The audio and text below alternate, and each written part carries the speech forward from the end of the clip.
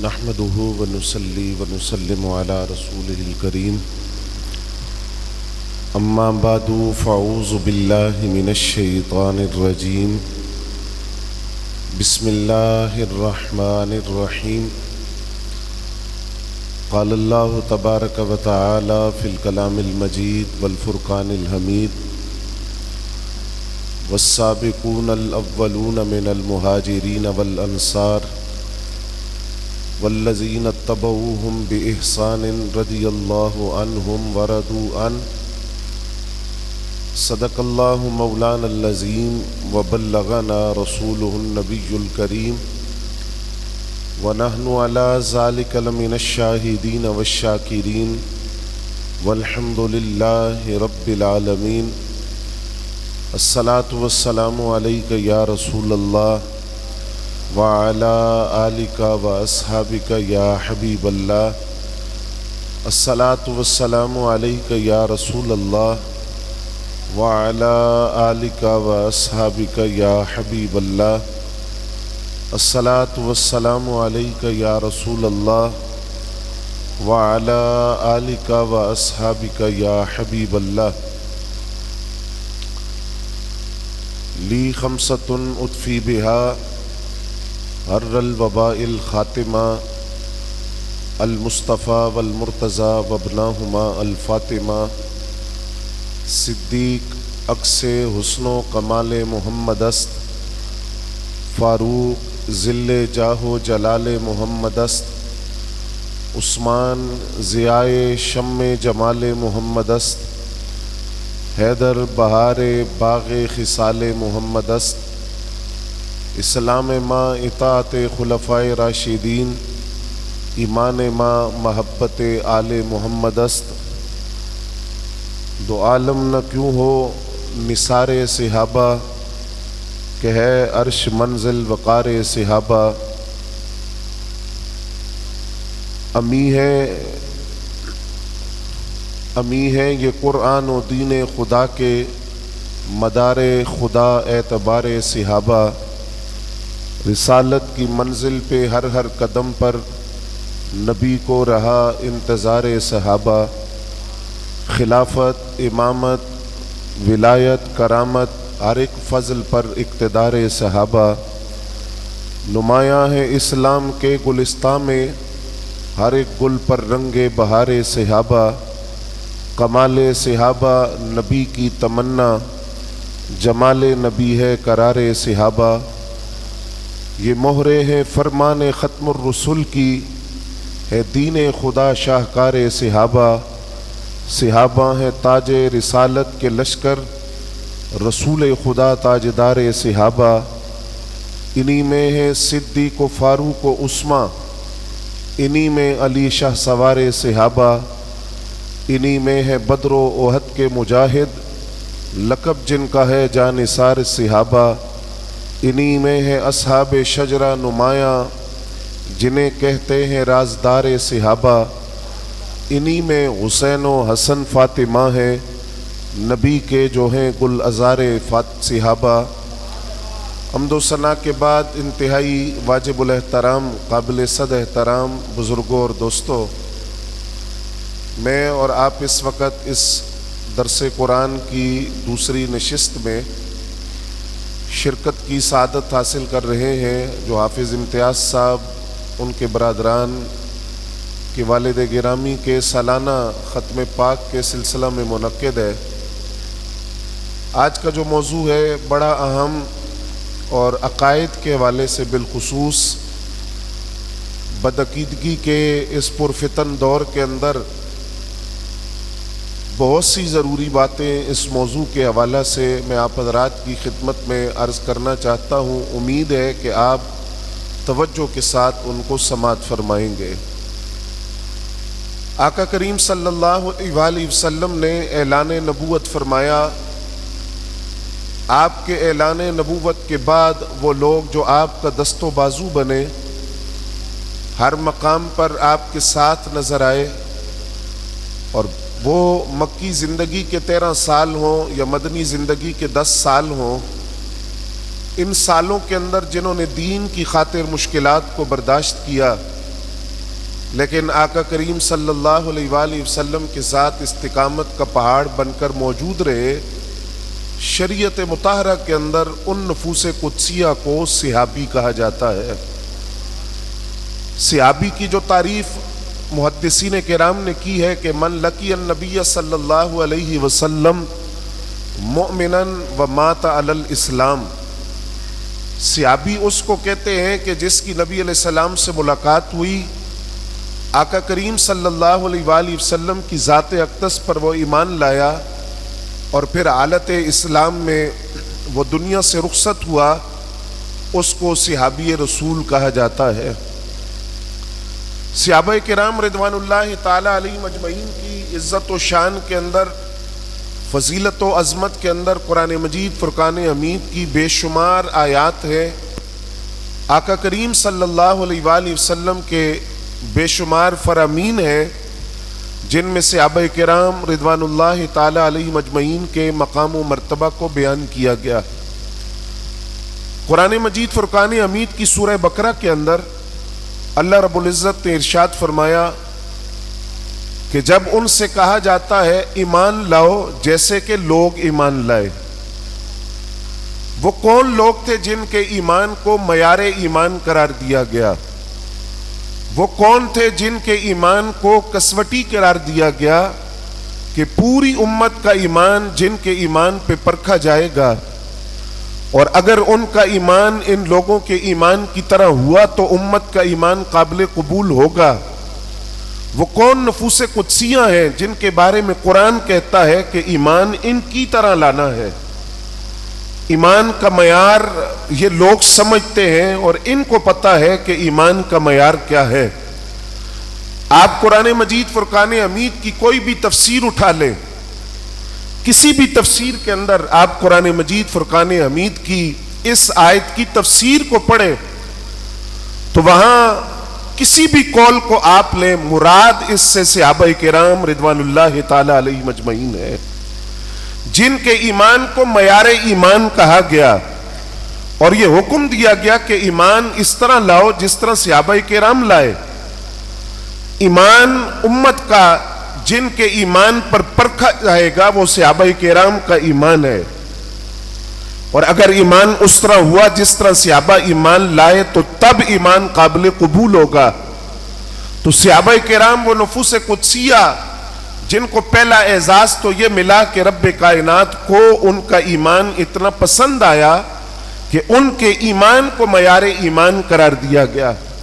پھر آقا کریم صلی اللہ علیہ وآلہ وسلم نے ارشاد فرمایا ان اللہ اختارنی واختار لی اصحابی، اللہ نے اپنی ذات کے لیے مجھے چنا اور میرے لیے میرے صحابہ کو چنا۔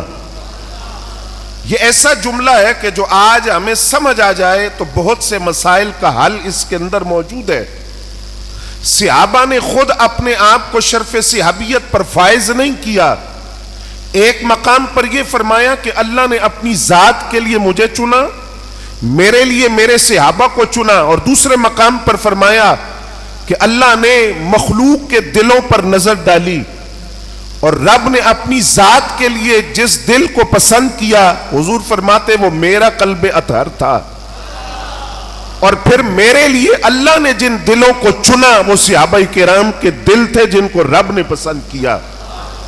اب آپ اندازہ کر سکتے ہیں کہ جن کو رب نے چنا، جو رب کے چنیدہ ہیں، جو رب کے منتخب کردہ ہیں، جن کو رب نے اپنی حبیب کی معیت کے لیے اور اپنے حبیب کی صحبت کے لیے اور اپنے حبیب کے یارانے اور سنگت اور دوستی کے لیے رب نے چنا، خدا ہی جانتا ہے ان کے تقوی کا عالم کیا ہوگا، رب ہی جانتے ہیں ان کے زہد کا عالم کیا ہوگا، اللہ ہی جانتا ہے ان کی وفاؤں کا عالم کیا ہوگا، رب جانتا ہے ان کی محبتوں کا عالم کیا ہوگا۔ وہ کیسے چنیدہ ہیں کہ جن کو رب نے اپنے حبیب کے لیے منتخب فرمایا اور ساتھ کے بات بھی سمجھا دی کہ صحابی عمل سے نہیں بنتا، صحابی ایک ایمان والی نگاہ آمنہ کے لال کے چہرے پر پڑ جانے سے بنتا ہے۔ کیونکہ کوئی غیر صحابی کروڑوں سال عبادت کرے لیکن وہ اس صحابی کا مقابلہ بھی نہیں کر سکتا جس کو ایک سجدہ کرنے کا بھی موقع نہ ملا۔ تاریخ اسلام کے دامن میں ایسی شخصیات موجود ہیں جنہوں نے ایک نماز نہیں پڑھی، ایک سجدہ نہیں کیا، لیکن وہ صحابیت کا شرف پاتے ہیں۔ آج غیر صحابی کروڑوں سال عبادت کر لے، اس صحابی کے مقام کو نہیں پہنچ سکتا جس کو ایک سجدہ کرنے کا موقع نہ ملا۔ وہ کون ہے؟ حضرت ابو ہریرہ رضی اللہ تعالیٰ عنہ اپنے شاگردوں سے فرماتے تھے، تم اس صحابی کا قصہ جانتے ہو جس نے ایک سجدہ بھی نہیں کیا؟ تو وہ تجسس کے ساتھ عرض کرتے، وہ کون ہے جس نے ایک سجدہ نہیں کیا اور وہ صحابی ہے اور وہ جنت میں داخل ہوا؟ تو فرمایا وہ قبیلہ بنی عبد الاشہل کے حضرت اسیرم رضی اللہ تعالیٰ عنہ ہے۔ ان کا کیا واقعہ ہے؟ تو حضرت ابو ہریرہ رضی اللہ تعالیٰ عنہ اس واقعے کو بیان کرتے ہیں، اس سے آپ سمجھیے کہ مقام صحابہ کیا ہے۔ فرمایا کہ حضرت اسیرم رضی اللہ تعالیٰ عنہ وہ ہیں قبیلہ بنی عبد الاشہل، سعد بن معاذ رضی اللہ تعالیٰ عنہ جس قبیلے کے سردار تھے، یہ اس قبیلے کے ایک فرد ہیں۔ یہ لوگوں کو قرض دیتے سے سود پر۔ ایک دن گھر آئے، اپنے قبیلے کے اندر سناٹا دیکھا، ویرانی دیکھی، تو اپنی ماں سے یا بہن سے سوال کیا کہ یہ کدھر گئے قبیلے والے؟ تو ماں نے یا بہن نے جواب دیا کہ غزوہ احد رونما ہے، صحابہ غزوہ احد کے لیے میدان احد میں موجود ہے، اور قبیلہ بنی عبد الاشہل کے وہ لوگ جو اسلام لا چکے وہ بھی میدان احد میں موجود ہیں۔ تو حضرت اسیرم رضی اللہ تعالیٰ عنہ فوراً میدان احد میں پہنچے، آقا کریم صلی اللہ علیہ وسلم سے سوال کیا، سرکار میں ایمان لاؤں یا جہاد کروں؟ حضور نے فرمایا ایمان بھی لاؤ جہاد بھی کرو، لیکن پہلے ایمان لاؤ۔ کلمہ پڑھا، پھر آقا کریم سے عرض کیا حضور یہ فرمائیں نماز تو میں نے ایک نہیں پڑھی کیونکہ نماز کا وقت نہیں ہے ابھی، ادھر میدان احد کے اندر کارزار سرگرم ہیں اور صحابہ جہاد میں شریک ہیں، تو نماز تو میں نے ایک نہیں پڑھی، میں جہاد کے لیے جا رہا ہوں، مجھے اگر میدان احد میں موت آ گئی تو حضور میں بخشا جاؤں گا نا؟ نبی علیہ السلام نے فرمایا ہاں ایسا ہی ہے، رب کائنات تمہاری بخشش فرما دے گا۔ تو یہ حضرت اسیرم رضی اللہ تعالیٰ عنہ جس وقت میدان احد میں پہنچے، زخمی ہوئے، ان کے قبیلے کے لوگوں نے انہیں دیکھا تو انہوں نے قریب آ کر کہا کہ تم کس کی طرف سے لڑے؟ کہا میں نے کلمہ پڑھ لیا، میں نے اسلام قبول کر لیا تھا، میں رسول اللہ صلی اللہ علیہ وسلم کے لشکر کا حصہ ہوں۔ اور اسی حالت میں انہوں نے جام شہادت نوش کر لیا۔ آقا کریم صلی اللہ علیہ وآلہ وسلم کو خبر دی گئی تو لفظ سنیے نبی علیہ السلام کے، فرمایا عملاً قلیلا و اجراً کثیرا، یہ ایسا صحابی ہے عمل تھوڑا کیا ہے اجر زیادہ پا گیا ہے۔ ایک سجدہ نہیں کیا، ایک نماز نہیں پڑھی، زکوٰۃ نہیں دی، حج نہیں کیا، روزہ نہیں رکھا، ادھر کلمہ پڑھا، ادھر میدان جہاد میں گئے، جام شہادت نوش کر لیا، تو امت کو مسئلہ سمجھایا کہ صحابی عمل سے نہیں بنتا، صحابی ایک نگاہ ایمان والی چہرے رسول پر پڑ جانے سے بنتا ہے۔ اسی لیے فرمایا میرے صحابہ کے بارے میں اللہ سے ڈرتے رہنا، قسم اس ذات کی جس کے قبضے قدرت میں میری جان ہے، فرمایا تم میں سے کوئی شخص احد پہاڑ کے برابر سونا اللہ کے راستے میں صدقہ کرے اور اس کے مقابلے میں کوئی صحابی رسول ہو، وہ ایک سیر یا آدھا سیر جو اللہ کے راستے میں صدقہ کرے، کیسا فرق ہے؟ غیر صحابی احد پہاڑ کے برابر سونا اللہ کے راستے میں صدقہ کرے، دوسری طرف صحابی ایک سیر یا آدھا سیر جو سونا نہیں، چاندی نہیں، درہم و دینار نہیں، ایک سیر یا آدھا سیر جو اللہ کے راستے میں صدقہ کرے، فرمائے تم احد پہاڑ کے برابر سونا خرچ کر کے صحابی کے ایک سیر یا آدھا سیر جو صدقہ کرنے کے اجر اور ثواب کو نہیں پہنچ سکتے، کیونکہ ان کے جو دلوں کا تقویٰ ہے، ان کے جو دلوں کا خلوص ہے، اور ان کے دلوں کے اندر اللہ رب العزت نے جو زہد رکھا ہے، جو تقویٰ رکھا ہے، جو اخلاص اور للہیت رکھی ہے، وہ انہی کا خاصہ ہے۔ اور اسی بنیاد پر پوری امت مسلمہ پر صحابہ کو فضیلت ہے کہ کہ ان کو رب نے چنا ہے، تو جن کو رب چنتا ہے رب ہی جانتا ہے ان کے تقوی و اخلاص کا عالم کیا ہوگا۔ اور صحابہ وہ نفوس قدسیہ ہیں کہ غیر جو ابھی اسلام نہیں لائے وہ صحابہ کرام کے اخلاص کی گواہیاں دیتے ہیں۔ صحابہ کرام رضوان اللہ تعالی علیہ مجمعین کے زہد اور عبادت اور تقوی کو بیان کرتے ہیں، اور صحابہ کرام کی وفاؤں اور عشق کو بیان کرتے ہیں۔ میں دو مثالیں عرض کرتا ہوں۔ پہلی مثال ہے حضرت زید رضی اللہ تعالیٰ عنہ، جنہوں نے بدر کے اندر کافروں کے کئی سرداروں کو قتل کیا تھا۔ کافروں نے ان کو قید کیا، مقام تنعیم پر لایا گیا، پھانسی گھاٹ پر لا کر حضرت زید رضی اللہ تعالیٰ عنہ کو سولی پر لٹکایا گیا۔ جس وقت موت کا پھندا گلے میں ڈالنے لگے، پھانسی دی جا رہی ہے، موت کے منہ میں جا رہے ہیں، تو حضرت ابو سفیان جو بھی اسلام نہیں لائے انہوں نے حضرت زید سے ایک سوال کیا۔ سوال کیا تھا؟ کہا ہے زید یہ بتاؤ، اگر اس وقت تمہاری جگہ اس پھانسی گھاٹ پر، پھانسی کے پھندے پر تمہارے نبی ہو اور یہ پھندا تیری بجائے تیرے نبی کی گردن میں ہو معاذ اللہ، اور تو اپنے گھر کے اندر اپنے بیوی بچوں کے پاس آرام سے بیٹھا ہو، تیری جان بچ جائے، کیا تجھے یہ بات پسند ہے؟ تو حضرت زید رضی اللہ تعالیٰ عنہ کا جواب سنیے۔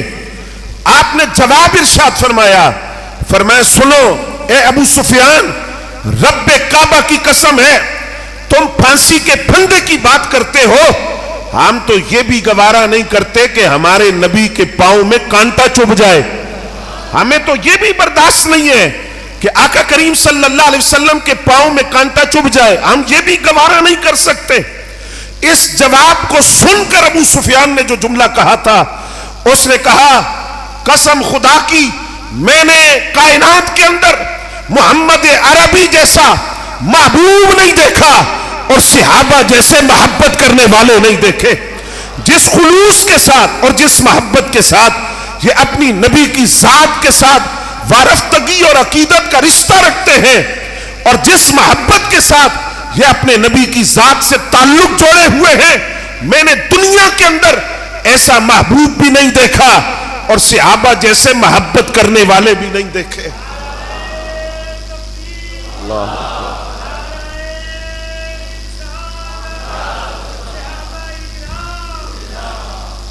اب دوسرا حضرات گرامی قدر، دوسرا منظر جہاں وہ شخصیت جو بھی اسلام نہیں لائے، اور وہ حضرت عروہ بن مسعود ثقفی رضی اللہ تعالیٰ عنہ ہے، آپ کی گواہی صحابہ کے بارے میں، صحابہ کا خلوص اور صحابہ کرام کی محبت کو بیان کیا۔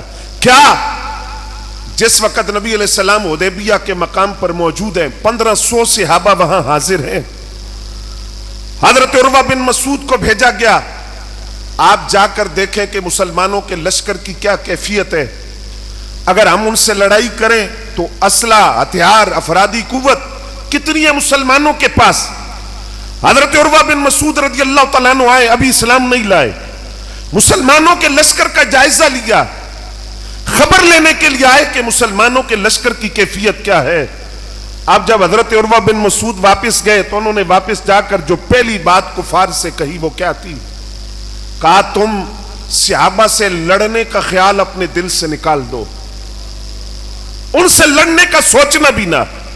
کیوں؟ تو حضرت عروہ بن مسعود کے لفظ، فرمایا میں بڑے بڑے بادشاہوں کے درباروں میں گیا، میں شاہ روم کیسر کے دربار میں گیا، ایران کے بادشاہ کسرا کے دربار میں گیا، میں شاہ حبشہ نجاشی کے دربار میں گیا۔ حضرت عروہ بن مسعود کہتے ہیں رب کعبہ کی قسم ہے میں نے بڑے بڑے بادشاہوں کے درباروں میں ان کا وہ ادب نہیں دیکھا جو صحابہ آمنہ کے لال کا ادب کرتے ہیں اور تعظیم کرتے ہیں۔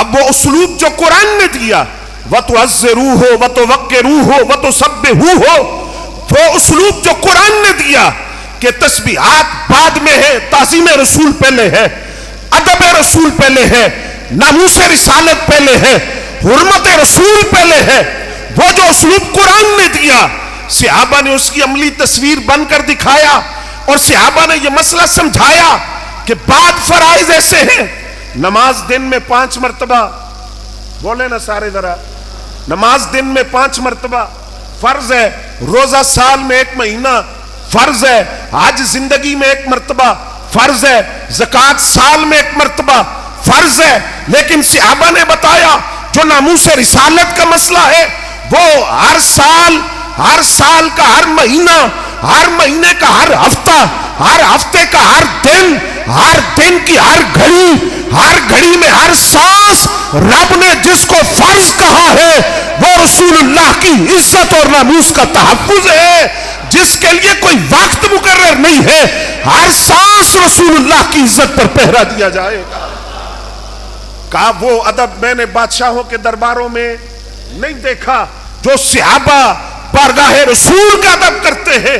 اب وہ ادب کیا تھا حضرات؟ 5 باتیں حضرت عروہ بن مسعود نے کی رضی اللہ تعالیٰ عنہ. سنیں گے آپ، توجہ کریں گے. پہلی بات فرماتے ما تنہم رسول اللہ صلی اللہ علیہ وآلہ وسلم نخامتاً الا وقعت فی کف رجل منہم. آقا کریم جب بھی اپنا لعاب اپنے زبان مبارک سے باہر نکالتے ہیں تو وہ زمین پر نہیں گرتا،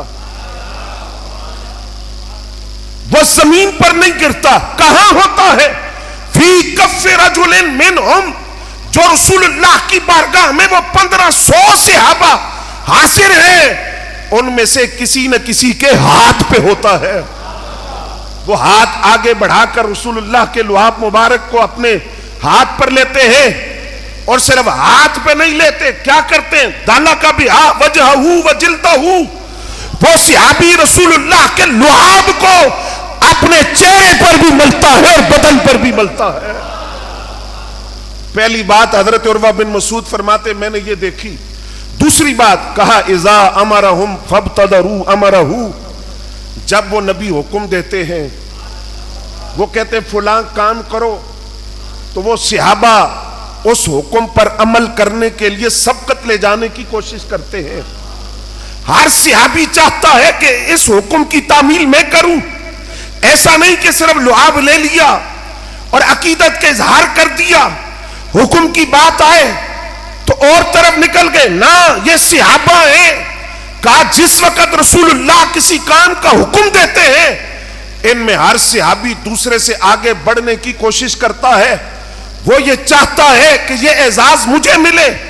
آقا کریم ابرو کا اشارہ کر دیں تو صحابہ جان ہتھیلی پر رکھ کر سر کٹانے کے لیے تیار نظر آتے ہیں. حضرت عروہ بن مسعود فرماتے ہیں تیسری بات جو میں نے دیکھی، اذا تودع قادوا یقتتلون علی وضوئہ، جب سرکار وضو کرتے ہیں تو ہمارے وضو کا پانی ہے وہ مائع مستعمل ہے، دوبارہ استعمال ہے.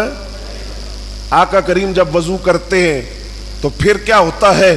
صحابہ اس پانی کو جو رسول اللہ کے جسم اقدس سے جدا ہوتا ہے، اس پانی کو لینے کے لیے صحابہ ایک دوسرے سے آگے بڑھنے کی کوشش کرتے ہیں. لگتا ہے کہ ابھی لڑ پڑیں گے اس پانی کو حاصل کرنے کے لیے. تو وہ صحابہ رسول اللہ صلی اللہ علیہ وسلم کے جسم اقدس سے جو پانی وضو کا جدا ہوتا ہے اس پانی کو حاصل کرتے ہیں. لیکن اگلی بات پر لطف بات، من لم یصب منہ اخذ من بلل ید صاحبہ، جس کو وہ پانی نہ ملے وہ دوسرے صحابی کا گیلا ہاتھ پکڑ کر اپنے چہرے پر ملنا شروع کر دیتا ہے، اپنے بدن پر ملنا شروع کر دیتا ہے. چوتھی بات کہا وہ صحابہ ان کے ادب کا عالم یہ ہے، اذا تکلم حفظوا اصواتہم، جب وہ صحابہ کلام کرتے ہیں تو اپنی آوازوں کو پست کر دیتے ہیں، وہ اپنی آوازوں کو ہلکا کر دیتے ہیں. لا ترفعوا اصواتکم فوق صوت النبی کا مصداق بن کر وہ یہ بات جانتے ہیں کہ ہم کس بارگاہ میں کلام کر رہے ہیں، کس بارگاہ میں لفظ اپنی زبان سے نکال رہے ہیں، یہاں آواز کا لیول کیا ہونا چاہیے. اور کہا پانچویں بات، ما یہدون الیہ النظر تعظیما لہ. حضرت عروہ بن مسعود کہتے ہیں صحابہ کو شوق تو بڑا ہے کہ ہر لمحہ حضور کا چہرہ دیکھیں، اور صحابہ کی جو عید ہے وہ رسول اللہ کی دید ہے. لیکن صحابہ ٹک ٹکی باندھ کر رسول اللہ کے چہرہ دیکھنے کی جرت نہیں کرتے. کیا کرتے ہیں؟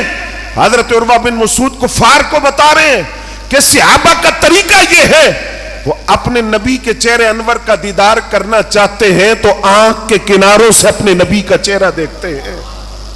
وہ ٹکٹکی باندھ کر رسول اللہ کی زیارت نہیں کرتے، وہ یہ جرت نہیں کرتے کہ نگاہ اٹھا کر، نگاہ بھر کر چہرے مصطفیٰ کو دیکھا جائے، وہ آنکھ کے کناروں سے رسول اللہ کا دیدار کرتے ہیں۔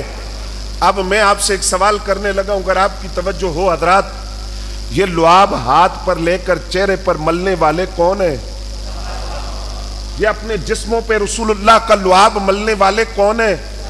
یہ آقا کریم کے وضو کا پانی اپنے جسموں پہ ملنے والے کون ہیں؟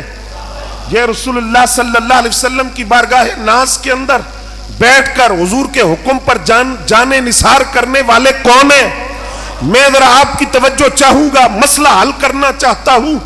یہ جنہوں نے رسول اللہ کا لعاب دہن اپنے ہاتھوں پر لیا، اپنے چہروں پر ملا، اپنے جسم پر ملا، یہ کون ہے؟ یہ حضرت تاجدار صداقت صدیق اکبر ہے، یہ حضرت تاجدار عدالت فاروق اعظم ہے، یہ حضرت عثمان ذو النورین ہے، یہ مولا علی ہے، یہ حضرت ابو ہریرہ ہے، یہ حضرت عبداللہ ابن مسعود ہے، یہ حضرت عبداللہ ابن عباس ہے۔ یہ اپنے چہروں اور جسموں پر رسول اللہ کا لعاب مل کر امت کو پیغام دے رہے تھے۔ کروڑوں غیر صحابی مل کر جس صحابی کے قدموں سے لگنے والی خاک کا مقابلہ نہیں کر سکتے، صحابہ وہ اتنی عظمت و شان والے جس کے لعاب کو اپنے چہرے پر ملنا اعزاز سمجھتے ہیں، اسے نبوت کا بدر کمال آمنہ کا لال کہا جاتا ہے۔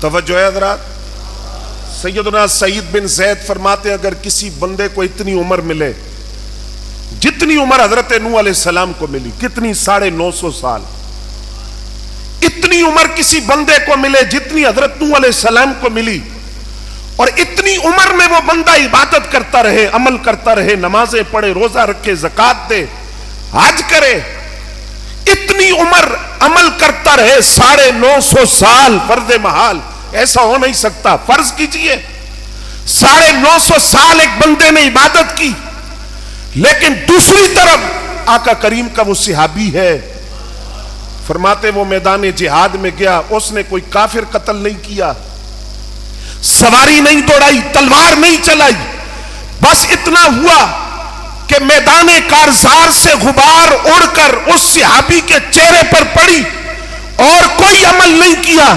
کہتے ہیں غیر صحابی کی 950 سال کی عبادت صحابی کی اس ایک فضیلت کا مقابلہ نہیں کر سکتی کہ صرف غبار اڑ کر جو چہرے پر پڑی، یہ صحابی کی اتنی بڑی فضیلت ہے کہ ہزاروں سال کی غیر صحابی کی عبادت صحابی کی اس فضیلت کا مقابلہ نہیں کر سکتی۔ اب جب یہ میں بات عرض کر رہا ہوں تو آج وہ لوگ رافضیت زدہ اور وہ لوگ جو خارجیت زدہ اور وہ لوگ جو ناسبیت زدہ ہیں اور عقیدہ حق اہل سنت و جماعت کی راہ سے ہٹے ہوئے اپنا عقیدہ بھلا کر غیروں کی جھولی میں بیٹھنے والے، وہ اس بات پر توجہ کریں کہ ایک صحابی وہ ہے جو صرف میدان جہاد میں آیا، اس نے کسی کافر کو قتل، سارے بولے نا یار، کسی کافر کو قتل، اس نے تلوار بھی نہیں چلائی، صرف اتنا ہوا غبار اڑی، اس صحابی کے چہرے پر پڑی، اتنی فضیلت صحابی کی، ہزاروں سال کی غیر صحابی کی عبادت اس صحابی کی اس فضیلت کا مقابلہ نہیں کر سکتی۔ اسی بنیاد پر حضرت مجدد الفسانی رحمت اللہ علیہ نے مکتوبات شریف کے اندر لکھا کہ حضرت عبداللہ ابن مبارک سے کسی نے پوچھا، سنو گے توجہ ہے، کیا پوچھا؟ سوال بڑا اہم ہے۔ سوال یہ کیا کہ یہ بتائیں حضرت امیر معاویہ رضی اللہ تعالیٰ عنہ افضل ہے یا حضرت عمر بن عبدالعزیز افضل ہے؟ سوال کس سے کیا؟ حضرت عبداللہ بن مبارک، اور حضرت عبداللہ ابن مبارک رضی اللہ تعالیٰ عنہ سراج الامہ، امام الائمہ، کشف الغمہ، امام اعظم ابو حنیفہ کے قابل فخر شاگرد ہے۔ اور یہ وہ ہیں کہ جس وقت بغداد گئے ان کی زیارت کے لیے اتنے لوگ آئے کہ لوگوں کی جوتیاں ٹوٹ گئی، سواری کے ساتھ لوگ دوڑ رہے تھے۔ ہارون الرشید اس وقت بغداد میں موجود تھا۔ کنیز نے پوچھا یہ کون ہے؟ تو ہارون الرشید نے کہا یہ عبداللہ ابن مبارک ہے، امام اعظم کے شاگرد ہیں۔ تو اس نے کہا خدا کی قسم بادشاہ تو یہ ہے، ان کی دلوں پر حکومت ہے، ان کو لوگوں کو بلانا نہیں پڑتا، لوگ ان کے نام سن کر آ جاتے ہیں، بادشاہ تو یہ ہے، وہ عبداللہ ابن مبارک۔ سوال ہوا حضرت امیر معاویہ افضل ہے یا حضرت عمر بن عبدالعزیز افضل ہے؟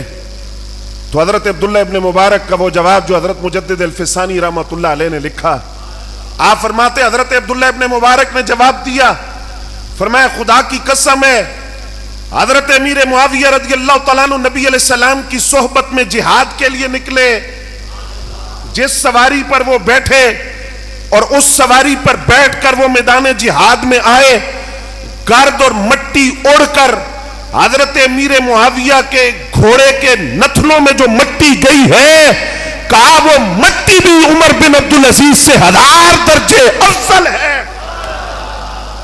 کیوں؟ کہا اس لیے کہ حضرت امیر معاویہ صحابی ہیں، حضرت عمر بن عبدالعزیز کا بڑا مقام ہے، ان کے دور کو خلافت راشدہ کا دور کہا جاتا ہے اور بڑا خوبصورت نظام حکومت دیا۔ کہا لیکن فرق ہے کہ حضرت امیر معاویہ صحابی ہے، حضرت عمر بن عبدالعزیز صحابی نہیں، لہذا حضرت امیر معاویہ کا مقام یہ ہے رسول اللہ کی معیت میں وہ جس سواری پر بیٹھے اس سواری کے نتھنوں میں جو مٹی گئی ہے وہ مٹی بھی 1000 درجے عمر بن عبدالعزیز سے افضل ہے۔ اور آگے عبداللہ ابن مبارک نے کہا حضرت امیر معاویہ کی فضیلت یہ ہے کہ انہوں نے رسول اللہ کی معیت میں نماز پڑھی، آقا کریم نے فرمایا سمی اللہ لمن حمیدہ، تو عبداللہ ابن مبارک کہتے ہیں یہ امیر معاویہ ہے جنہوں نے رسول اللہ کی اقتداء میں کہا ربنا لک الحمد، کہا یہ ایسا اعداد ہے کروڑوں غیر صحابی مل کر اس فضیلت کا مقابلہ نہیں کر سکتے۔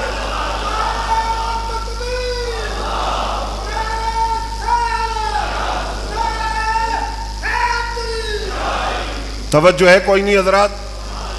توجہ ہے آپ کی؟ خفت نہیں ہو رہی تسی؟ ہاں یہ ضروری ہے بات کو سمجھنا۔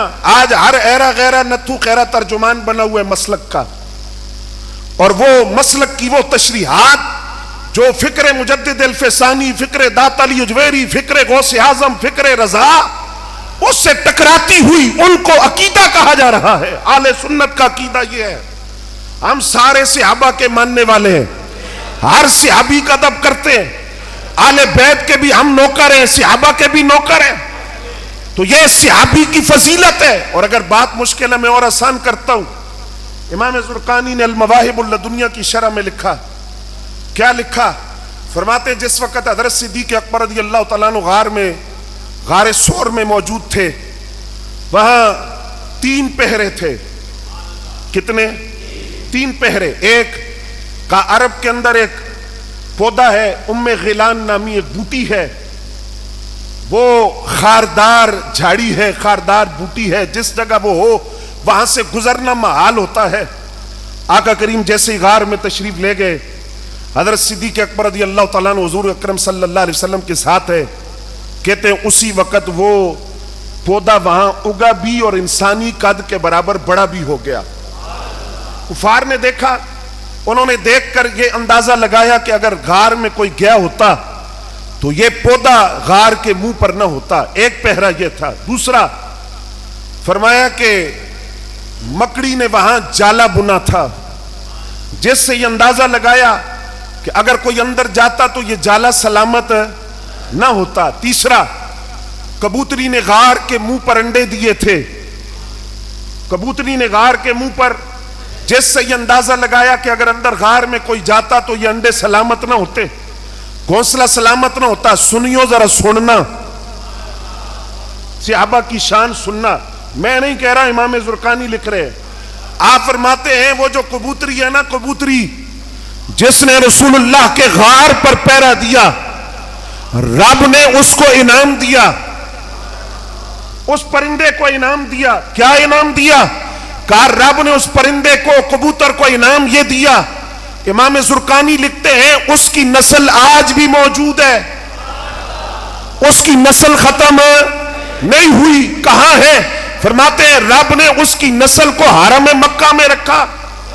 حرم مکہ میں جو کبوتر اڑتے ہیں یہ اس کبوتری کی نسل سے ہیں جس کبوتری نے غار کے منہ پر پیرا دیا. رب نے نسل بھی باقی رکھی اور رکھی حرم میں. کیوں؟ کوئی تنگ نہ کرے، کوئی پتھر نہ مارے، کوئی شکار نہ کرے، کوئی جان سے نہ مار دے. تو امام زرقانی لکھتے ہیں اگر کبوتری 3 دن غار کے منہ پر بیٹھے اس کا انعام یہ ہے. تو وہ صحابہ جو مکی زندگی کے 13 سال حضور کے ساتھ رہے، جو 10 سال مدنی زندگی میں ساتھ رہے، جو بدر میں رسول اللہ کی معیت میں آئے، جو احد میں رسول اللہ کے جانثار بنے، وہ صحابہ جنہوں نے یمامہ کے اندر ختم نبوت پر پیرا دیا، وہ صحابہ جو مدینہ کے بازاروں میں نبی کے ساتھ، مکہ کے کوثاروں میں نبی کے ساتھ، خلوت میں نبی کے ساتھ، جلوت میں نبی کے ساتھ، صبح میں نبی کے ساتھ، شام میں نبی کے ساتھ. اگر 3 دن کا کبوتری کا انعام یہ ہے تو خدا ہی جانتا ہے صحابہ کو رب نے کیا کیا شان اور مقام عطا کیے.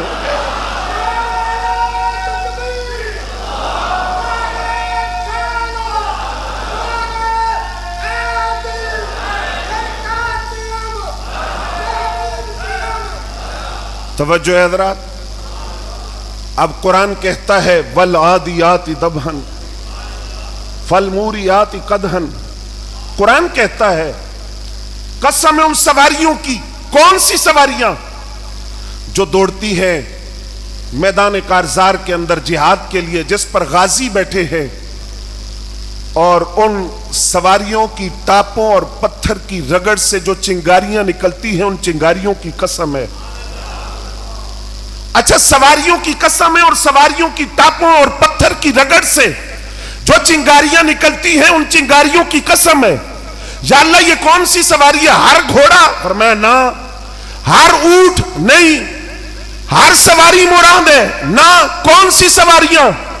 قرآن کا اسلوب ہے. قرآن جب بھی قسم اٹھاتا ہے ذی شان چیز کی قسم اٹھاتا ہے، عظمت والی چیز کی قسم اٹھاتا ہے، شان والی چیز کی قسم اٹھاتا ہے.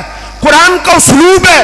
تو قرآن بتا رہا ہے ہر سواری مراد، ہر گھوڑا مراد، ہر اونٹ مراد نہیں ہے. اس سے مراد خاص سواریاں ہیں. کون سی سواریاں؟ فرمایا وہ جن کی پشت پر رسول اللہ کے صحابہ بیٹھ کر میدان جہاد میں آتے ہیں. صحابہ تو صحابہ ہیں، سواریاں تو سواریاں ہیں. ان سواریوں کی ٹاپوں اور پتھر کی رگڑ سے جو چنگاریاں نکلتی ہیں، رب ان چنگاریوں کی قسم کھا رہا ہے. رب کو ان سواریوں پہ پیار آتا ہے جن سواریوں پر صحابہ بیٹھے. تو میرا سوال یہ ہے اگر سواریوں پر صحابہ بیٹھے رب کو پیار آتا ہے، صدیق اکبر کے کندھوں پر نبوت کا ایمان بیٹھا، رب کو کتنا پیار آیا. اور نبوت کے کندھوں پر حیدر کرار بیٹھا تو رب کو کتنا پیار آیا ہو.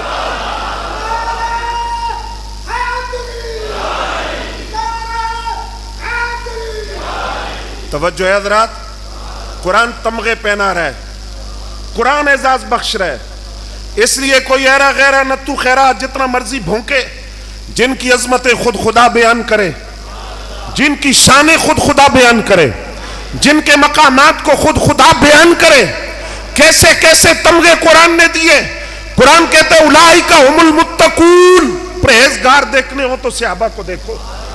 اولئک هم المؤمنون. مومن سچے سچے کامل دیکھنے ہو تو صحابہ کو دیکھو. اولئک هم الصادقون. سچے دیکھنے ہو تو صحابہ کو دیکھو. اولئک هم المفلحون. فلاح پانے والے دیکھنے ہو تو صحابہ کو دیکھو. اولئک هم الفائزون. کامیاب دیکھنے ہو تو صحابہ کو دیکھو. اور پھر قرآن نے مومنین کی جتنی صفتیں بیان کی ہیں اس کا پہلا مصداق صحابہ ہے. قرآن کہتے ساجدین، پہلا مصداق صحابہ. خاشعین، پہلا مصداق صحابہ. قانتین، پہلا مصداق صحابہ. راکعین، پہلا مصداق صحابہ.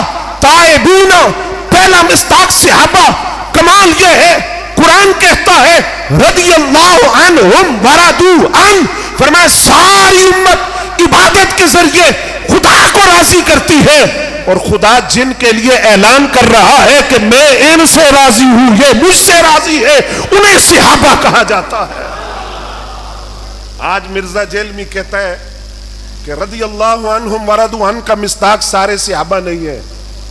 پتہ نہیں کون سی یونیورسٹی میں تو پڑھا ہے، کون سی کتابیں تو نے پڑھی ہیں۔ والذین اتبعوہم بإحسان رضی اللہ عنہم ورضوا عنہ، قرآن کہتا ہے وہ جنہوں نے نیکی اور بھلائی کے ساتھ ان کی پیروی کی، کن کی؟ جو سابقون الاولون ہیں، جو پہلے اسلام لائے، بعد میں آنے والے صحابہ جنہوں نے ان کی پیروی کی، ان سب کے بارے میں قرآن کہتا ہے رضی اللہ عنہم ورضوا عنہ، اللہ ان سے راضی ہے، یہ اللہ سے راضی ہو چکے ہیں۔ اور پھر دیکھیے اس صحابہ کی محبت ہے، یہ انسان کو کہاں سے کہاں پہنچاتی ہے۔ توجہ ہے، حضرت بشر حافی رحمت اللہ تعالیٰ علیہ کے حوالے سے امام ابو القاسم قشیری رحمت اللہ علیہ نے رسالہ قشیریہ میں لکھا، فرماتے حضرت بشر حافی فرماتے ہیں کہ مجھے خواب میں سوال کیا گیا، آقا کریم صلی اللہ علیہ وسلم کی زیارت ہوئی، گال بڑی توجہ نہ سننی ہے تسی، خواب میں زیارت ہوئی نبی علیہ السلام کی، آقا کریم صلی اللہ علیہ وسلم نے فرمایا اے بشر حافی تجھے پتہ ہے تجھے ولایت میں یہ مقام کیسے ملا؟ یہ مقام ابرار نیکوں والا بلند مقام کیسے نصیب ہوا؟ حضرت بشر حافی فرماتے میں نے نبی علیہ السلام کی خدمت میں عرض کیا میں اس کا سبب سرکار نہیں جانتا، آپ فرمائیں مجھے یہ مقام کیسے ملا؟ 4 گلاں سنیو، سنو گے؟ فرمایا پہلی بات، فرمایا بشر حافی تجھے یہ مقام اس لیے ملا بِاتِّبَاعِكَ لِسُنَّتِي، تو میری سنت کی اتباع کرتا ہے، میرے طریقوں پہ چلتا ہے۔ رب کا محبوب بننے کے لیے پہلی بنیادی چیز رسول اللہ کی اتباع ہے۔ تو مجھے بتائیے کہ جس ذات کی اتباع کی وجہ سے بندہ رب کا محبوب بن جاتا ہے، اس ذات کی اپنی محبوبیت کا عالم کیا ہوگا؟ بِاتِّبَاعِكَ لِسُنَّتِي، میرے طریقے اور میری سنت کی اتباع کی وجہ سے پہلا سبب۔ دوسرا وَخِدْمَتِكَ لِلصَّالِحِينَ، تو رب کے ولیوں کی خدمت کرتا ہے، اللہ والوں کی صحبت اور سنگت میں بیٹھتا ہے، اور ان فقراء کی اور رب کے ولیوں کی تو خدمت کرتا ہے اور ان کی عقیدت اور محبت کے اندر ان کی خدمت میں حاضر رہتا ہے۔ دوسرا سبب یہ ہے۔ تیسرا سبب وَنَصِيحَتِكَ لِإِخْوَانِكَ، یہ اس لیے بھی کہ تو اپنے بھائیوں کو نصیحت کرتا رہتا ہے۔ بھائیوں سے مراد کون؟ مرید۔ یہ جتنے بڑے بڑے ولی گزرے مریدوں کو مرید نہیں کہتے تھے، بھائی کہتے تھے اپنا۔ توجہ ہے، سنیو، بھائی کہتے تھے۔ وَنَصِيحَتِكَ لِإِخْوَانِكَ، اس لیے کہ تو اپنے بھائیوں کو نصیحت کرتا ہے۔ اور چوتھی بات سنیں گے، دل کی تختیوں پہ لکھیں گے، یاد کر کے جائیں گے۔ فرمایا تجھے ولایت کا مقام کیسے ملا؟ پہلا سبب تو میرے طریقے کی اتباع کرتا ہے، دوسرا سبب تو صالحین کی خدمت کرتا ہے، تیسرا سبب فرمایا تو اپنے بھائیوں کو نصیحت کرتا ہے، چوتھا سبب وَمَحَبَّتِكَ لِأَصْحَابِي وَأَهْلِ بَيْتِي، اس لیے کہ تو میرے صحابہ اور اہل بیت سے محبت کرتا ہے۔ تو پتہ چلا وہ ولی نہیں جس کے دل میں صحابہ اور اہل بیت کا بغض ہو۔ ولایت کے لیے شرط ہے صحابہ کا بھی نوکر ہو اور اہل بیت کا بھی نوکر ہو۔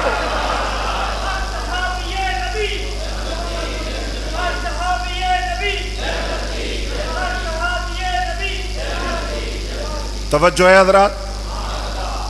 اب اس سے آگے امام سیوطی رحمت اللہ علیہ نے شرح صدور میں لکھا، آپ فرماتے ہیں ایک بندہ مرنے کے قریب تھا، سانس نہیں نکل رہی تھی، تکلیف میں تھا، سانس اٹک گئی، سانس نہیں نکل رہی۔ اس کو کہا بتا کوئی ایسی غلطی جس کے بارے میں تجھے یقین ہے کہ اس وجہ سے تیرا یہ حال ہے۔ اس نے کہا میں ان لوگوں کے ساتھ اٹھتا بیٹھتا تھا، سنیو، جڑا پیچھے لاوے او دے نال نہیں چلی دا، عقیدہ بھی دیکھنا ہے۔ میں ان کے ساتھ اٹھتا بیٹھتا تھا جو مجھے کہتے تھے ابو بکر و عمر کو گالیاں دو. اس وجہ سے اب میں اس تکلیف میں ہوں کہ میری سانس نہیں نکل رہی, سانس اٹک گئی ہے. اور دوسری روایت جو حضرت سعد بن ابی وقاص رضی اللہ تعالیٰ عنہ کے حوالہ سے البدایہ والنہایہ میں موجود ہے, وہ یہ ہے کہ حضرت سعد بن ابی وقاص کوفہ کے گورنر تھے, اور جب کوفہ کی گورنری آپ کو ملی تو حضرت سیدنا فاروق اعظم رضی اللہ تعالیٰ عنہ کی بارگاہ کے اندر کچھ لوگوں نے شکایتیں لکھنا شروع کر دی حضرت سعد بن ابی وقاص کے بارے میں. نظام بڑا سخت تھا فاروق اعظم کا, تو آپ نے ایک وفد بھیجا کہ کوفہ کی مساجد میں جا کر لوگوں سے تحقیق کرو کہ حضرت سعد بن ابی وقاص رضی اللہ تعالیٰ عنہ پہ جو الزامات ہیں ان کی حقیقت کیا ہے. حضرت سیدنا فاروق اعظم رضی اللہ تعالیٰ عنہ کے حکم پر ایک وفد کوفہ میں آیا, مختلف مساجد کے اندر گئے, تحقیق کی, کسی نے بھی ان کے خلاف کوئی بات.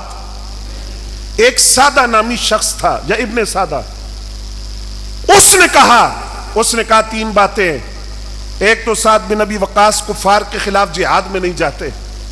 دوسری بات, حضرت سعد بن ابی وقاص انصاف کے اندر پورا انصاف سے کام نہیں لیتے عدالتی نظام کے اندر. تیسرا, یہ مال کو صحیح طور پر تقسیم نہیں کرتے. تینوں باتیں جھوٹی تھی.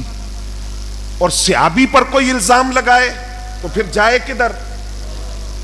صحابی پر الزام لگا کر جائے کدھر؟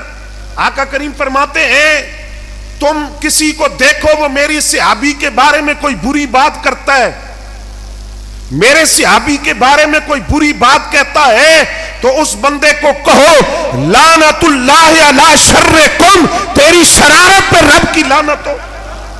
تو ان کو بھونک رہے جن کے اخلاص کی گواہیاں قرآن دے, جن کے خلوص کو قرآن بیان کرے. اب یہ تین باتیں اس نے کی. کہا آپ مال غنیمت کے اندر انصاف نہیں کرتے, عدالتی نظام میں انصاف نہیں کرتے اور جہاد میں نہیں جاتے. سننا پھر سعد بن ابی وقاص کا جملہ. آپ نے فرمایا اگر تو جھوٹا ہے اور یقیناً تو جھوٹا ہے تو رب تیری عمر اتنی لمبی کرے کہ تو خود موت مانگے, اور اس لمبی عمر کے اندر تو فقر میں مبتلا ہو, غربت میں مبتلا ہو, اور اس دراز عمر کے اندر تو فتنوں میں مبتلا ہو. لوگ کہتے ہم نے اس صحابہ کے گستاخ کو دیکھا, اس کی حالت یہ تھی کہ اس کی یہ جو پلکوں کے بال ہیں یہ لٹک رہے تھے, اتنا بوڑھا ہو گیا, ابروں کے بال لٹک رہے تھے, کمر سیدھی نہیں کر سکتا تھا, اور غربت کا شکار ہو گیا, اور اس بڑھاپے کے اندر راہ جاتی خواتین کو وہ تنگ کرتا تھا. اس حالت کے اندر وہ کہتا تھا کہ مجھے موت نہیں آ رہی, مجھے رسول اللہ کے صحابی کی بد دعا لگ گئی ہے. میں رسول اللہ کے صحابہ کا گستاخ تھا اور ان کے بارے میں نازیبا لفظ کہتا تھا. تو اس لیے رسول اللہ نے فرمایا سنیو سننا, سنو گے؟ آقا کریم فرماتے ہیں جو میرے کسی صحابی کو گالی دے, جو میرے کسی صحابی کو گالی دے. آج بہت سے نقیب ہیں, بہت سے نعتخوان ہیں نام نہاد, بہت سے خطیب ہیں, بہت سے نام نہاد پیر ہیں جو اشاروں کنایوں کے اندر صحابہ پر تان کرتے ہیں, صحابہ کو گالیاں بکتے ہیں. آقا کریم نے فرمایا جو میرے کسی صحابی کو گالی دے پہلا کام کی کرنا ہے لا تجالسوہم, اونا نال بیٹھنا. سارے بولو نا یار, ان کے ساتھ بیٹھنا نہیں. دوسرا کام اور تیسرا کام ان کے ساتھ کھانا پینا نہیں. چوتھا کام ان سے نکاح نہیں کرنے, رشتے لینے بھی نہیں اور دینے بھی نہیں. پھر فرمایا ان کی نماز جنازہ بھی نہیں پڑھنی اور ان کے ساتھ نمازیں بھی نہیں پڑھنی. فرمایا یہ بد مذہب بد عقیدہ صحابہ کو بھونکنے والے یہ اتنے منحوس ہیں, نہ رشتے دینے ہیں نہ رشتے لینے ہیں, نہ ان کی مجلسوں میں جانا ہے اور نہ ان کے ساتھ کھانا پینا ہے, نہ ان کی عیادت کرنی ہے, نہ ان کے جنازے پڑھنے ہیں. ہاں جو صحابہ و آل بیت کی محبت سکھائے, معرفتی سکھائے, اس کو اپنے سر کا تاج سمجھو. ان خانقاہوں کو ہمارا لاکھوں سلام ہے جو آج اپنے عقیدے پر کھڑے ہیں, جو عقیدے پر ڈٹے ہوئے ہیں. میں آستانہ علیہ علی پور سیدہ شریف حاضر ہوا، وہاں مسجد ہے، مسجد ضیاء الحسانی صاحب میں نے وہاں ایک بات دیکھی اور میں اس کو ہر پروگرام میں بیان کرتا ہوں، ہے وہ بھی سید ہے، انہوں نے جو مسجد کا محراب ہے نا وہاں پنجتن پاک کے نام لکھوائے ہوئے ہیں، لیکن باہر برآمدے میں آؤ تو وہاں ایک شعر لکھوایا ہوا ہے تاکہ کوئی ان سیدوں کے عقیدے پر شک نہ کرے اور پیغام بھی جائے سچا سچا سید کون ہوتا ہے؟ جو رسول اللہ کے صحابہ سے بھی محبت کرتا ہے، آل سے بھی محبت کرتا ہے۔ اندر مسجد کے محراب کے اندر علی پور سیدہ شریف میں اندر مسجد کے محراب میں پنجتن پاک کا نام، اور باہر مسجد کے برآمدے میں آؤ تو بالکل سامنے دیوار پہ بڑا بڑا لکھا ہوا ہے صدیق عکس حسن و کمال محمد است، فاروق ذل چاہو جلال محمد است، عثمان ضیاء شم جمال محمد است، حیدر بہار باغ خصال محمد است، اسلام ما اطاعت خلفائے راشدین، ایمان ما محبت آل محمد است۔ یہ آل سنت کا عقیدہ ہے، چار یاروں کا ذکر، صحابہ کا ذکر، آل بیت کا ذکر، اور چار یاروں میں ترتیب ہوئی دسویں ہے جڑی میرے نبی نے دسی ہے۔ یہ ترتیب کسی شیخ الحدیث نے، عالم نے، ڈاکٹر نے، مفتی نے، پیر نے نہیں بنائی، یہ ترتیب بارگاہ رسالت سے اسی طرح چلی ہے۔ تو اس لیے صحابہ کے گستاخوں سے بچنا ہے۔ اب صحابی شرف صحابیت کے اعتبار سے تو سارے صحابہ برابر ہیں، سارے صحابہ برابر ہیں، رضی اللہ عنہم ورضوا عنہ کا مصداق ہے، اصحاب النجوم کا مصداق ہے، آسمان ہدایت کے ستارے ہیں، اللہ نے چنا ہے، اللہ نے منتخب کیا، اللہ نے ان کے دلوں کو پسند کیا، اللہ نے ان کے اپنے حبیب کی معیت اور رفاقت اور سنگت اور یارانے اور دوستی کے لیے چنا۔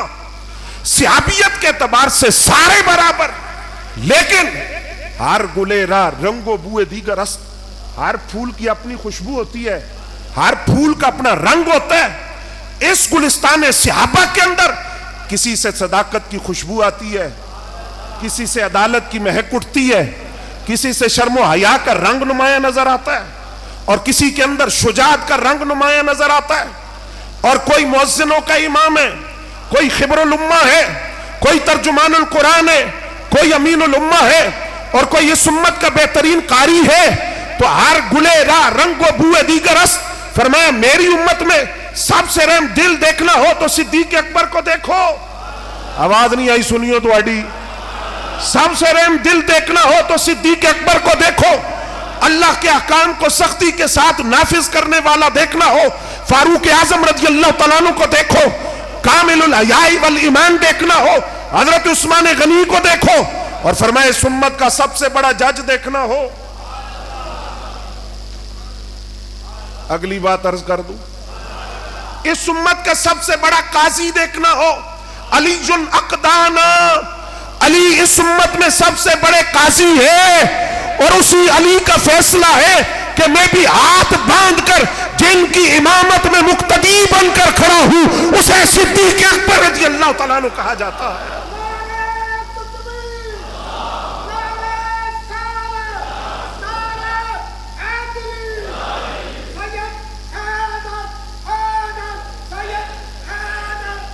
توجہ ہے حضرات؟ اب اس میں فضیلت کیسے؟ پہلی تقسیم قرآن نے کی، یہ آپ بات سمجھیں گے، یاد بھی رکھیں گے۔ ایک تقسیم قرآن نے کی، قرآن کہتا ہے جو فتح مکہ سے قبل اسلام لائے ان کی مالی قربانیاں زیادہ، جانی قربانیاں زیادہ ہیں، فتح مکہ کے بعد جو اسلام لائے انہوں نے وہ مشکلات نہیں دیکھی، انہوں نے وہ تکالیف نہیں دیکھی، لہذا درجے کے اعتبار سے فتح مکہ سے پہلے والے اور فتح مکہ کے بعد والے درجے کے اعتبار سے برابر۔ اور یہ ہر ایرے غیرے نتھو خیرے کے ہاتھ میں ترازو نہیں دیا کہ تم تقسیم کرتے پھرو کہ جو فتح مکہ سے پہلے اسلام لائے ان کا مقام اور ہے، جو فتح مکہ کے بعد اسلام لائے ان کی صحابیت میں شک کرنے لگ جاؤ، ان کی صحابیت پر انگلیاں اٹھانی شروع کر دو۔ قرآن نہیں پڑھا، قرآن آگے کیا کہتا ہے؟ آج ایک نعرہ لگا ہر صحابی نبی جنتی جنتی، تو یہ نعرہ کسی پیر کا، کسی عالم کا، شیخ الحدیث کا دیا ہوا نہیں، یہ نعرہ تو قرآن نے دیا ہے۔ قرآن کہتا ہے فتح مکہ سے پہلے جو اسلام لائے اور فتح مکہ کے بعد جو اسلام لائے وہ برابر نہیں، درجے کا فرق ہے۔ فتح مکہ سے پہلے اسلام لانے والوں کا درجہ بلند ہے، فتح مکہ کے بعد اسلام لانے والوں کا درجہ پہلے اسلام لانے والوں کے مقابلے میں کم میں، درجے کا فرق ہے۔ لیکن جو فتح مکہ سے پہلے اسلام لائے یا فتح مکہ کے بعد اسلام لائے، دونوں کے لیے کہا وَكُلًّا وَعَدَ اللَّهُ الْحُسْنَى، اللہ نے سب کے ساتھ جنت کا وعدہ کر دیا ہے۔ تو پھر کیوں نہ کہے ہر صحابی نبی، نہیں آئی آواز بار والوں کی، ہر صحابی نبی، یہ نعرہ قرآن نے دیا، سارے صحابہ جنتی۔ درجے کے اعتبار سے فرق ہے، ایک فرق یہ ہے درجوں کا جو قرآن نے کہا، اس میں اجمال ہے۔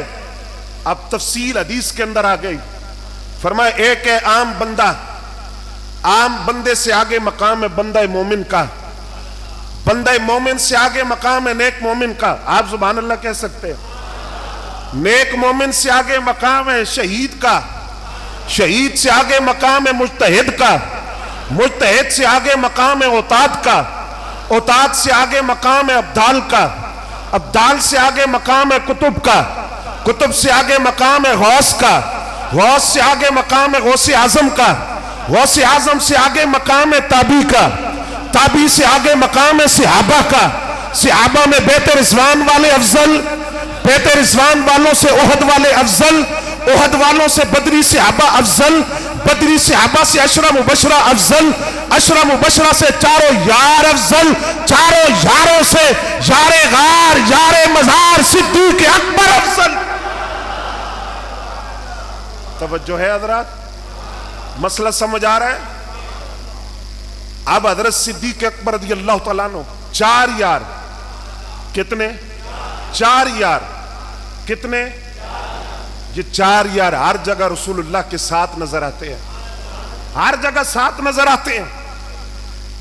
تمہید ابو شکور سالمی جو امام ابو شکور سالمی کی کتاب ہے، اور اس کتاب کے بارے میں لکھا علماء نے کہ حضرت بابا فرید الدین گنج شکر رحمت اللہ علیہ اس کتاب کا درس دیتے تھے۔ اس کتاب کے اندر انہوں نے روایت نقل کی، کہتے ہیں حضرت ابو ذر غفاری رضی اللہ تعالیٰ عنہ نبی علیہ السلام کی خدمت میں حاضر ہے، فرماتے ہیں آقا کریم نے کنکریاں ہاتھ میں اٹھائیں، ان کنکریوں نے اللہ کی تسبیح پڑھی۔ آقا کریم کا معجزہ، صحابہ کی کرامت، آقا کریم کے دست کرم پر تسبیح پڑھی، صحابہ نے سنی صحابہ کی کرامت، آقا کریم نے وہ کنکریاں رکھ دی اور حضرت صدیق اکبر رضی اللہ تعالیٰ عنہ سے فرمایا آپ اٹھائیں۔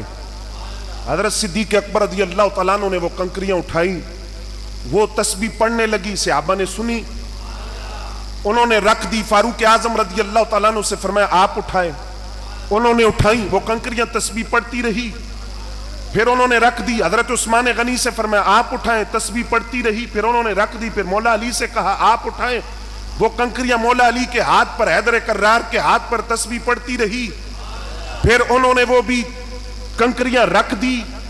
تو حضرت ابو ذر غفاری فرماندے میں نے بھی شوق آیا، میں نے بھی وہ کنکریاں اٹھائی، اب انہوں نے تسبیح نہیں پڑھی، میں پریشان ہو گیا کہ تاجدار صداقت کے ہاتھ پر تسبیح پڑھی، حضرت سیدنا فاروق اعظم، سیدنا عثمان ذو النورین، مولا علی المرتضیٰ رضی اللہ تعالیٰ عنہ مجمعین کے ہاتھوں پر تسبیح پڑھتی رہی، میں نے اٹھائی تو اب تسبیح نہیں پڑھ رہی۔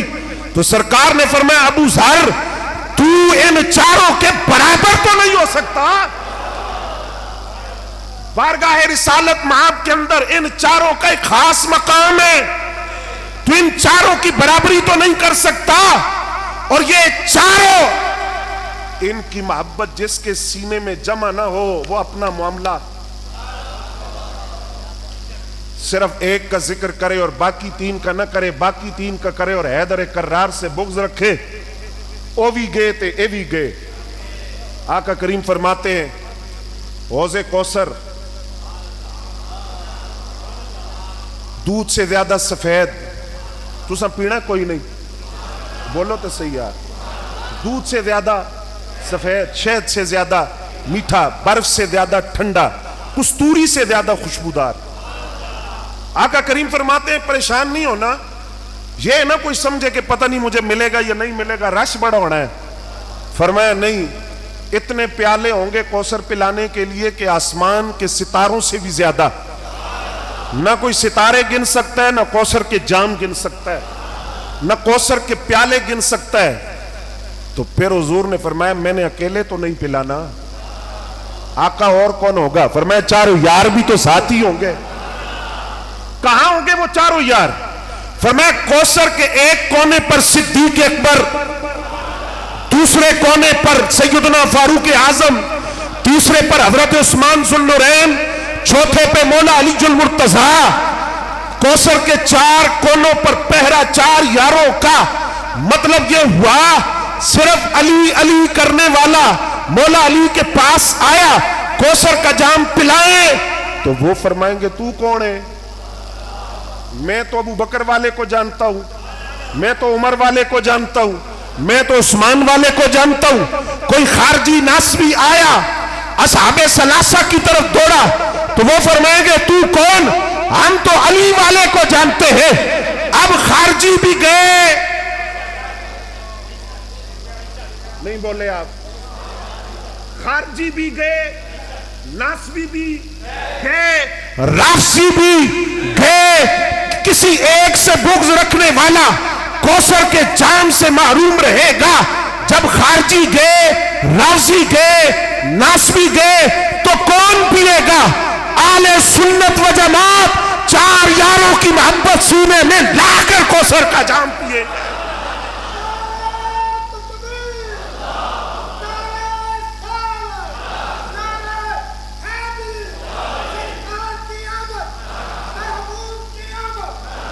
توجہ ہے حضرات، کوثر کا جام اعلیٰ حضرت فرماتے ہیں اہل سنت کا ہے بیڑا پار. سنی بن کے رہنا، رافضی نہ بننا، ناسبی نہ بننا، خارجی نہ بننا اور تفصیلیہ بھی نہ بننا، نہیں تو مولا علی سے مار کھاؤ گے. تفصیلیہ بھی نہ بننا کیونکہ خود مولا علی المرتضیٰ، اور پہلے اگر ان کی اولاد کی بات کر لوں جو امام جعفر صادق نے کہا، آپ فرماتے میں نے اپنے والد حضرت امام باقر پاک سے سنا، اور امام باقر پاک فرماتے ہیں میں نے امام زین العابدین رضی اللہ تعالیٰ عنہ سے سنا، اور امام زین العابدین رضی اللہ تعالیٰ عنہ فرماتے میں نے امام علی مقام سے سنا. وہ فرماتے میں نے مولا علی سے سنا. کیا فرمایا؟ ابو بکر سے بڑھ کر فضیلت والے کسی شخصیت پر نہ سورج طلوع ہوا ہے نہ غروب ہوا ہے. اگلا جملہ امام جعفر صادق کا فرماتے اگر افضلیت صدیق اکبر کی یہ روایت میں نے غلط بیان کی ہو مجھے اپنے نانا جان کی شفاعت نصیب نہ ہو. آپ بالکل سچی بات سنا رہا ہوں. حضرت صدیق اکبر رضی اللہ، اور حضرت امام جعفر صادق کون ہے؟ ولدنی ابو بکر مرتین. وہ فرماتے میں تو صدیق اکبر کا دورہ بیٹا ہوں، صدیق اکبر کا دورہ بیٹا ہوں. حضرت صدیق اکبر رضی اللہ تعالیٰ عنہ کے ایک صاحبزادے کا نام تھا حضرت عبد الرحمن، اور ان کی بیٹی کا نام تھا اسما. سن رہے ہو؟ سنیو، یہ جدا جدا کرنے والے اور ہیں، ہم رحماء بینہم کو سامنے رکھ کر ان کی عظمت پڑھتے ہیں. آج بھی خوشبو آتی ہے رحماء بینہم کی.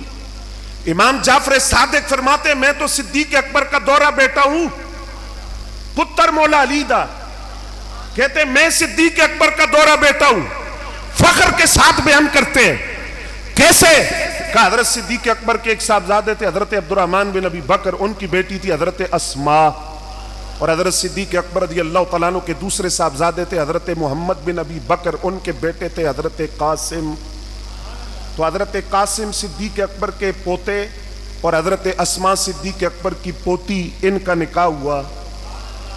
ان کو اللہ نے ایک بیٹی دی، ان کا نام تھا ام فروہ. سن رہے ہو؟ سنیو. پھر عرض کروں، حضرت صدیق اکبر کے بیٹے تھے حضرت عبد الرحمن بن ابی بکر، ان کی بیٹی تھی حضرت اسما. حضرت صدیق اکبر کے دوسرے صاحبزادے تھے حضرت محمد بن ابی بکر، ان کے بیٹے تھے قاسم. تو حضرت قاسم اور حضرت اسما ان کا آپس میں نکاح ہوا. ان کو اللہ نے ایک بیٹی دی جس کا نام تھا ام فروہ. ام فروہ کا نکاح ہوا امام باقر پاک سے، اور امام باقر اور حضرت ام فروہ کے گھر جو پہلا بیٹا پیدا ہوا ہے اسے امام جعفر صادق کہا جاتا ہے۔ تو کہتے ہیں میں صدیق اکبر کا دوہرا بیٹا ہوں، دوہرا بیٹا۔ اس کا مطلب یہ ہوا مولا علی کے گھر سے بارات آئی صدیق اکبر کے دروازے پر، صدیق اکبر کے گھر سے ڈولی اٹھ کے گئی مولا علی کے گھر، رحماء بینہم کی خوشبو آئی یا نہیں آئی؟ پھر ان کے بابا جب کوفہ کے منبر پر بیٹھے تو کسی نے کہا خلافت آپ کا حق تھا، فرمایا تو مجھے کیا سمجھتے ہو میں شیر خدا ہوں، میرے حق پہ کوئی قبضہ کر لے تو میں چھوڑتا؟ صدیق اکبر رضی اللہ تعالیٰ عنہ کے ہاتھ پہ بیعت اس لیے کی کہ میں ہی تو جا کے کہتا تھا کہ سرکار فرماتے امامت کروائیں، صحابہ کے لیے مصلی پہ کھڑے ہوں، نماز پڑھائیں، میں تو ہی پیغام لے کر جاتا تھا۔ تو جن کو آقا کریم نے ہماری دین کا امام بنایا انہیں ہم نے اپنی دنیا کا امام بنایا، اور وہ حیدر کرار ہے، اور پتہ ہے حیدر کس کو کہتے ہیں؟ شیر اپنی کچھار میں بیٹھا ہو تو اس کو اسد کہتے ہیں، کچھار سے باہر نکل کر چہل قدمی کرے تو زرغام کہتے ہیں، اور اپنے دشمن پر نظر ڈالے تو اسے زیغم کہتے ہیں، دشمن کی طرف لپکے تو اسے غضنفر کہتے ہیں، دشمن کو قابو کر لے تو اسے حمزہ کہتے ہیں، دشمن کو اس طرح دبوچے کہ سانس نہ آئے اسے عباس کہتے ہیں، اور جو شیر اپنے دشمن کے دو ٹکڑے کر دے اسے حیدر کرار کہا جاتا ہے۔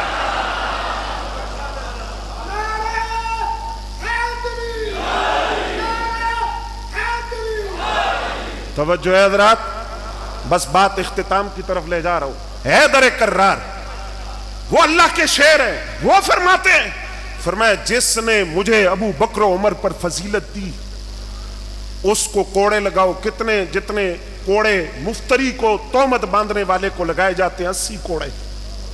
وہ جھوٹ بول رہا ہے، وہ جھوٹ بول رہا ہے، کیوں؟ یہی مولا علی ہے، سیدہ پاک کا جنازہ ہے، اور حضرت صدیق اکبر کہتے ہیں آپ کی اہلیہ ہیں، آپ پڑھائیں، تو یہ جواب دیتے ہیں میں ضرور پڑھاتا اگر میں نے رسول اللہ کی زبان اقدس سے یہ نہ سنا ہوتا جس قوم میں ابو بکر موجود ہو اس قوم میں کسی کو حق نہیں پہنچتا وہ آگے بڑھ کے مصلی پہ کھڑا ہو۔ بس یہ ثانی اسنین کا معنی عرض کر کے میں بات ختم کر رہا ہوں۔ الحمدللہ ہم سنی، بولو سنیو، ہم رافضی، ہم ناسبی، ہم خارجیوں سے ہمارا کوئی تعلق، تفضیلیوں سے ہمارا کوئی تعلق، ہم اہل سنت و جماعت ہیں، اور اہل سنت و جماعت انشاءاللہ جنت میں جائیں گے، صحابہ و اہل بیت کی محبت کا دامن تھام کر جائیں گے۔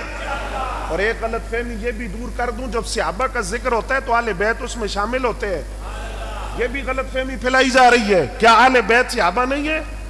اہل بیت کے وہ افراد جنہوں نے رسول اللہ کا دیدار کیا اور ایمان لائے، اہل بیت کیا وہ صحابہ میں شامل نہیں ہے؟ یہ ان کی جزئی فضیلت ہے کہ وہ اہل بیت بھی ہے اور صحابہ بھی ہے۔ تو یہ جو صحابہ کی عظمت میں نے بیان کی اس میں اہل بیت کے افراد شامل ہیں، اس لیے کسی ایرے غیرے نتو خیرے کی فضول باتوں میں نہیں آنا۔ بات ختم کر کے اس لفظ پر ثانی اسلین، قرآن کہتا ہے دو میں سے دوسرے، کہاں؟ غار میں، ایک آقا کریم صلی اللہ علیہ وسلم، دوسرے حضرت صدیق اکبر رضی اللہ تعالیٰ عنہ۔ لیکن اگر اس کا وسیع مفہوم آپ دیکھیں تو کیا مطلب ہے؟ فرمایا جہاں سرکار اول وہاں صدیق اکبر دوسرے، ایمان میں سرکار اول صدیق اکبر، نہیں آئی آواز سب کی، ایمان میں سرکار اول صدیق اکبر دوسرے، نصرت فی الدین میں سرکار اول صدیق اکبر دوسرے، جہاد میں سرکار اول صدیق اکبر دوسرے، جنت میں داخل ہونے میں سرکار اول صدیق اکبر دوسرے، روزے میں دفن ہونے میں سرکار اول صدیق اکبر دوسرے، ہجرت میں سرکار اول صدیق اکبر دوسرے، معراج میں سرکار اول صدیق اکبر دوسرے۔ جہاں سرکار کے ساتھ ہو تو وہاں صدیق اکبر دوسرے ہیں۔ سنیو، جب صدیق اکبر کا معاملہ امت کے ساتھ ہوگا کسی جاہل ناتخوان سے بدعقیدہ ملا سے، کسی بدعقیدہ پیر سے عقیدہ نہیں لینا۔ عقیدہ قرآن نے دیا اور رسول اللہ کے فرمان نے دیا، اور وہ عقیدہ یہ ہے، کل بھی ابو بکر کا پہلا نمبر تھا، آج بھی ابو بکر کا پہلا نمبر ہے۔ رب کائنات عقیدہ حق اہل سنت و جماعت پہ زندہ رکھے، صحابہ کی محبت پر موت عطا فرمائے، آل بیت کی غلامی میں موت عطا فرمائے۔ وما علینا الا البلاغ۔ الحمد للہ رب العالمین والعاقبۃ للمتقین والصلاة والسلام علی سید الانبیاء والمرسلین۔ اللہم ربنا تقبل منا انک انت السمیع العلیم وتب علینا انک انت التواب الرحیم۔ الہی جو کچھ پڑھا گیا تلاوت کلام پاک، نعت شریف، بیان، سب کچھ تیری بارگاہ عالیہ میں پیش کرتے ہیں، قبول و منظور فرما۔ اس کا ثواب تمام انبیاء کرام کی ارواح مقدسہ کو عطا فرما، بالخصوص نبی اکرم نور مجسم صلی اللہ علیہ وآلہ وسلم کی روح مبارکہ کو اس کا ثواب عطا فرما۔ سرکار دو عالم صلی اللہ علیہ وآلہ وسلم کے وسیلہ جلیلہ سے تمام صحابہ کرام، صحابیات، ازواج مطہرات، خلفائے راشدین، اہل بیت اطہار کی ارواح کو اس کا ثواب عطا فرما۔ جمیع مومنین مومنات جو دنیا سے رخصت ہو گئے ان کی ارواح کو اس کا ثواب عطا فرما، بالخصوص حافظ امتیاز صاحب کے خاندان سے جو عزیز و قارب ان کے رخصت ہوئے، ان کے بزرگ رخصت ہوئے، ان کی ارواح کو اس کا ثواب عطا فرما۔ اس محفل پاک کے تصدق جتنے مسلمان بیمار ہیں انہیں شفا کاملہ عاجلہ نصیب فرما، جتنے مسلمان پریشان حال ہیں ان کی پریشانیوں کو دور فرما، تمام مسلمانوں کی جائز خواہشات کو پورا فرما، تمام مسلمانوں کی مشکلات کو آسان فرما۔ الہی اس محفل پاک کے تصدق ملک پاکستان کو استحکام اور ترقی عطا فرما، اہل پاکستان کی عزت، جان، مال، آبرو کی حفاظت فرما، دشمنان پاکستان کے ناپاک منصوبوں کو نیست و نابود فرما، دشمنان اسلام کی ناپاک سازشوں کو نیست و نابود فرما۔ الہی ایمان پہ موت عطا فرما، مرتے وقت کلمہ نصیب فرما، پرچم اسلام کے نیچے موت عطا فرما۔ اس درس کو، محفل کو سجانے میں جتنے دوست جس طرح سے بھی تعاون کرتے ہیں ان کو اس کا اجر عظیم عطا فرما۔ جو علماء کرام تشریف لائے سرپرستی فرماتے ہیں، حوصلہ افزائی فرماتے ہیں، الہی ان کے علم و عمل میں مزید برکتیں عطا فرما، ان کا سایہ اہل سنت پر دراز فرما۔ الہی ہمیں اپنی ہر آزمائش سے محفوظ فرما، آقا کریم صلی اللہ علیہ وآلہ وسلم کی شفاعت نصیب فرما، آقا کریم صلی اللہ علیہ وآلہ وسلم کی چادر رحمت کا سایہ نصیب فرما۔ وصلی اللہ تعالی علی خیر خلقہ ونور عرشہ سیدنا و مولانا محمد وعلی آلہ و اصحابہ اجمعین برحمتک یا ارحم الراحمین۔